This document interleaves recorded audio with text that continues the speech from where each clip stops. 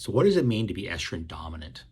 For the premenopausal lady, it typically means that the estrogen levels during their periods are higher than the progesterone levels, or they're out of balance. So there's more estrogen relative to their progesterone, so they counterbalance one another. Now, the problem with it is if you have an extreme amount of estrogen, it can manifest as maybe my period's a little bit longer, I have heavier bleeding, things of that nature.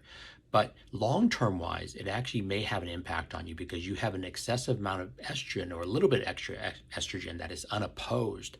And that's where women oftentimes worry about, oh, I have estrogen sensitive breast cancer. Well, where does that extra estrogen come from? Well, if you have an estrogen dominance, theoretically, it's actually stimulating or potentially stimulating that cancer formation down the road. So there are other issues that can come along with having a slightly elevated estrogen versus progesterone. That's why the body in reality functions at a very balanced level. So you ideally want your levels balanced, whether it be estrogen, progesterone, even testosterone for a lady. But the reality is the only way to know is you should actually test for it somewhere along the way to make sure that your numbers are actually appropriate as far as for what your body's actually trying to establish.